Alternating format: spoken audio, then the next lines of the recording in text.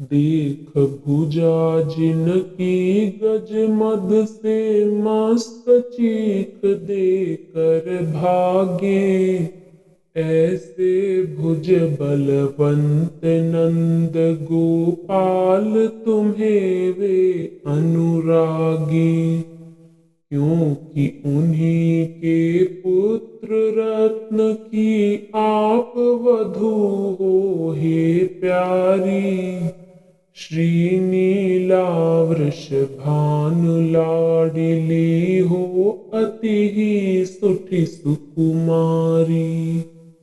शुचि सुवास रंजिता सुकेशी मानवती अब द्वार उघार।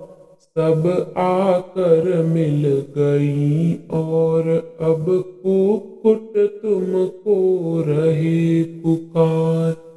लता माधवी के मंडप में कोकिल कूज रहे गोरी। कंदुक क्रीडावती लाडिली मातुलेय गुण गावोरी।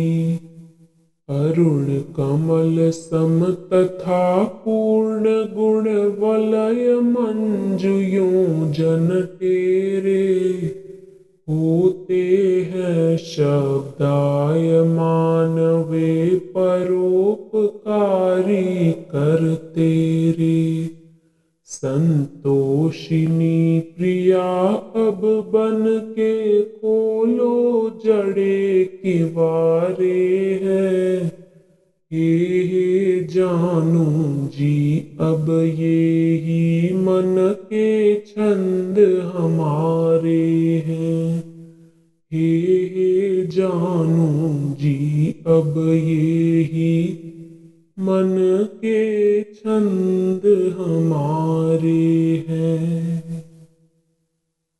इस पद में गोपियां भगवान श्री कृष्ण और उनके परिवार के प्रति अपनी गहन भक्ति और प्रेम प्रकट करती हैं। वे भगवान श्री कृष्ण और उनके भुज बल की प्रशंसा करते हुए कहते हैं कि उनकी भुजाओं की शक्ति से गजराज भी भयभीत होकर भाग जाते हैं। गोपियां श्री कृष्ण की वधू को संबोधित करते हुए कहती हैं कि आप उन महान नंद गोपाल के पुत्र की जीवन संगिनी हैं।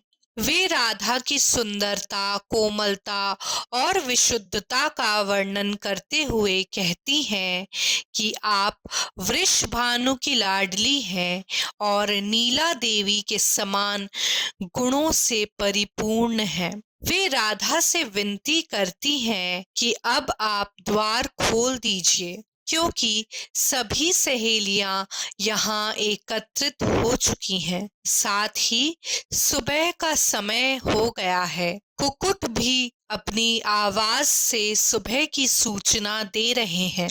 गोपियां प्राकृतिक वातावरण का वर्णन करते हुए कहती हैं कि माधवी लता के मंडप में कोयल मीठे स्वर में गा रही हैं और सारा वातावरण आनंदमय हो चुका है। वे राधा से आग्रह करती हैं कि वे इस समय की पवित्रता और आनंद को अपनाते हुए उनके साथ श्री कृष्ण के गुणों का गायन करें। वे श्री कृष्ण को अरुण कमल के समान और परोपकारी बताते हुए राधा से अनुरोध करती हैं कि वे द्वार खोलकर उनकी भक्ति को स्वीकार करें। अंत में गोपियां कहती हैं कि यही उनके हृदय के भाव और छंद हैं जो वे राधा और श्री कृष्ण के प्रति व्यक्त कर रही हैं।